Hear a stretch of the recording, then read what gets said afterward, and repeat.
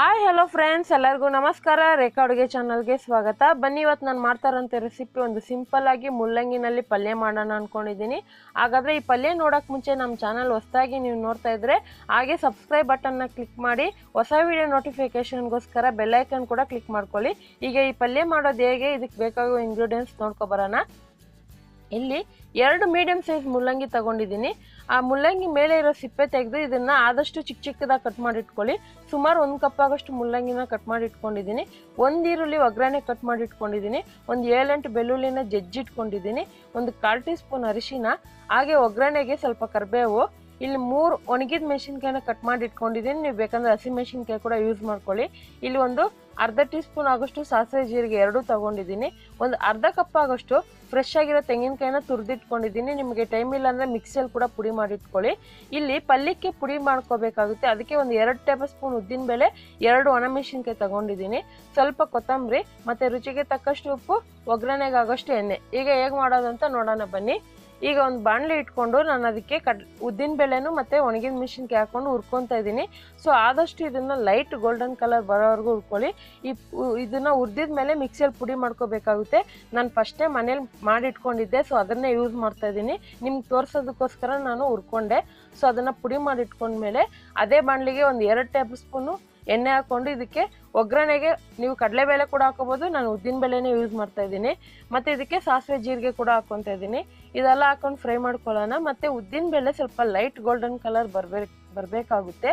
ಹಾಗೆ ಇದಕ್ಕೆ ಜಜ್ಜಿರೋಂಥ ಬೆಳ್ಳುಳ್ಳಿ ಹಾಕ್ಕೊತಾ ಇದ್ದೀನಿ.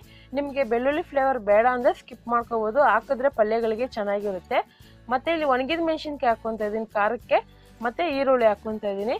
ಸೊ ನಿಮಗೆ ಒಣಗಿದ ಮೆಣಸಿನ್ಕಾಯಿ ಬೇಡ, ನಮಗೆ ಖಾರ ಸ್ವಲ್ಪ ಜಾಸ್ತಿ ಬೇಕಂದರೆ ಹಸಿರು ಮೆಣಸಿನ್ಕಾಯಿ ಕೂಡ ಹಾಕೋಬೋದು. ಯಾಕಂದರೆ ಮುಲ್ಲಂಗಿನಲ್ಲಿ ಖಾರ ಅಂಶ ಇರುತ್ತೆ, ಹಂಗಾಗಿ ನೀವು ಒಣಗಿದ ಮೆಣಸಿನ್ಕಾಯಿ ಯೂಸ್ ಮಾಡ್ಕೊಳ್ಳಿ. ಸೊ ಇದೆಲ್ಲ ಚೆನ್ನಾಗಿ ಒಂದು 30 ಸೆಕೆಂಡ್ ಫ್ರೈ ಮಾಡಿಕೊಂಡು ಇದಕ್ಕೊಂದು ಸ್ವಲ್ಪ ಉಪ್ಪು ಕೂಡ ಹಾಕ್ಕೊತಾ ಇದ್ದೀನಿ.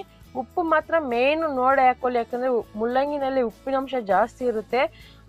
ಕೆಲವ್ರಿಗೆ ಮುಲ್ಲಂಗಿ ಸಾಂಬಾರು ಮಾಡಿದಾಗ ಉಪ್ಪು ಜಾಸ್ತಿ ಆಗಿದೆ ಅಂದ್ಕೊತಾರೆ. ಅದು ಯಾಕಂದರೆ ಮುಲ್ಲಂಗಿನಲ್ಲಿ ಉಪ್ಪಿನಂಶ ಇರುತ್ತೆ, ಅದಕ್ಕೋಸ್ಕರನೇ ಉಪ್ಪು ನೋಡಿ ಹಾಕ್ಕೊಂಡು ಇವಾಗ ಮುಲ್ಲಂಗಿನೂ ಹಾಕ್ಕೊಂಡಿದ್ದೀನಿ. ಮತ್ತು ಒಂದು ಸ್ವಲ್ಪ ಅರಿಶಿನ ಪುಡಿನೂ ಹಾಕ್ಕೊತಾ ಇದ್ದೀನಿ. ಇದೆಲ್ಲ ಹಾಕ್ಕೊಂಡು ಜಸ್ಟ್ ಒಂದು 2 ನಿಮಿಷ ಆದರೂ ನೀವು ಕಡಿಮೆ ಊರಿನಲ್ಲಿ ಫ್ರೈ ಮಾಡಬೇಕಾಗುತ್ತೆ.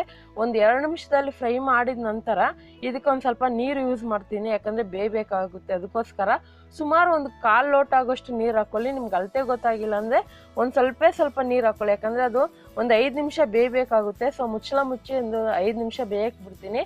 ಈ ಥರ ಬೇಯೋದ್ರಿಂದ ಅದು ಸಾಫ್ಟಾಗಿ ಆಗುತ್ತೆ ಮುಲ್ಲಂಗಿ. ಸೊ ಅದರಲ್ಲಿರೋ ನೀರಿನಂಶ ಕೂಡ ಡ್ರೈ ಆಗಿರುತ್ತೆ, ನೋಡ್ತಾ ಇರ್ಬೋದು. ಮಧ್ಯದಲ್ಲಿ ಕೂಡ ನೀವು ಮುಚ್ಚಳ ತೆಗೆದು ಮಿಕ್ಸ್ ಮಾಡ್ಕೋಬೇಕಾಗುತ್ತೆ, ಯಾಕಂದರೆ ತಲೆ ಹಿಡಿದ್ಬಿಡುತ್ತೆ. ಇವಾಗ ಮುಲ್ಲಂಗಿ ಕೂಡ ಚೆನ್ನಾಗಿ ಬೆಂದಿದೆ.